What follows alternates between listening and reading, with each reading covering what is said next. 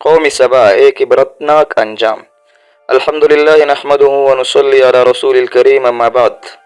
मेरे अजीज़ भाइयों और बहनों, आज मैं आपके सामने एक ऐसी कौम का तज़किरा करने जा रहा हूँ जो दुनिया में अपनी दौलत, खुशहाली और आबादकारी के लिए मशहूर थी।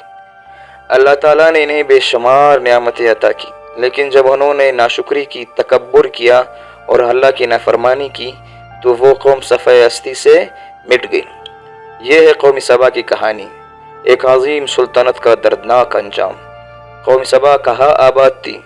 कौम सबा का ताल्लुक यमन के इलाके से था, जो अरब के जुनूब में वाक़ है।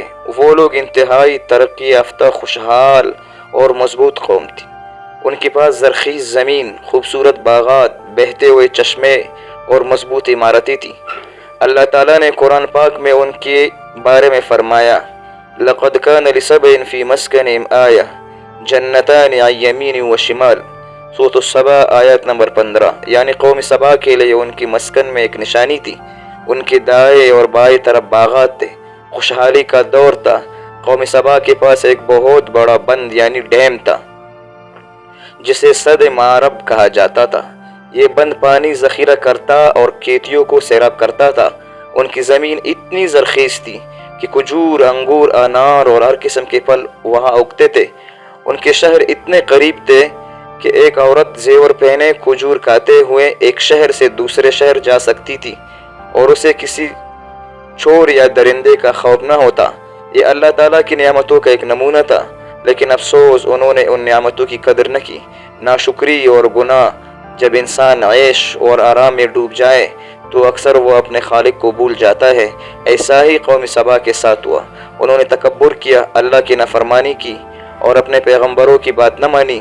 अल्लाह ताला ने उनसे फरमाया कि मेरे शुक्रगुजार बनो, लेकिन उन्होंने जवाब में गुरूर और कुफ्र इख्तियार किया। फ़अरदू फ़अरसलना अलैहिम सैलल आरिम। सूरह सबा आयत नंबर 16। यानी उन्होंने मुंह मोड़ा तो हमने उन पर आरिम का सैलाब छोड़ दिया। अल्लाह का अजाब, सैलाब आरिम। फिर एक दिन वो वक़्त आया जब अल्लाह का वादा पूरा हुआ। उनके अजीम बंद को अल्लाह ने तबाह कर दिया। पानी का एक होलनाक सैलाब उनके बागात, उनके घर, उनकी ज़मीन सब बहा ले गए। उनके खूबसूरत बागों की जगह कांटेदार झाड़ियाँ और कड़वे फलों वाले दरख्त रह गए। उनकी सुल्तनत बर्बाद हो गई। उनके शहर उजड़ गए और वो खुद टुकड़ों में बंटकर मुख्तलिफ सिमतों में फैल गए। कुरान कहता है, फ़जअलनाहुम अहादीस व मज़्ज़क़नाहुम कुल्ल मुमज़्ज़क़। सूरह सबा आयत नंबर 19। यानी हमने इन्हें कहानियों का हिस्सा बना दिया और उनको टुकड़े टुकड़े करके बखेर दिया। इबरत का सबक। कौम सबा की कहानी हमें एक बड़ा सबक देती है कि अल्लाह की नेमतें हमेशा के लिए नहीं होती। जब कोई कौम गुरूर, जुल्म और नाशुक्री करती है तो अल्लाह की पकड़ बहुत सख्त होती है। दुनिया की ताकत, दौलत, टेक्नोलॉजी सब कुछ फना हो जाता है, लेकिन अल्लाह की अदालत हमेशा बाकी रहती है। आज हमें सोचना चाहिए कि कहीं हम भी कौम सबा की तरह नाशुक्री और गफलत में तो नहीं। हम चाहें कि हम अल्लाह का शुक्र अदा करें, अदल करें, हक पर बात कायम रहे और अपने दिल को ईमान और तकवा से रोशन करें। मेरे भाइयों और बहनों, कौम सबा की तबाही सिर्फ एक तारीखी वाक़या नहीं है, एक वार्निंग है, एक पैगाम है कि अगर हम भी अल्लाह की नियामतों की नाकदरी करेंगे तो अंजाम वही होगा जो कौम सबा का हुआ। आइए आज हम अहद करें कि हम शुक्रगुजार बने, अपने रब के अहकामात पर चलेंगे और अपने ज़िंदगी को कुरान और सुन्नत के मुताबिक डालेंगे।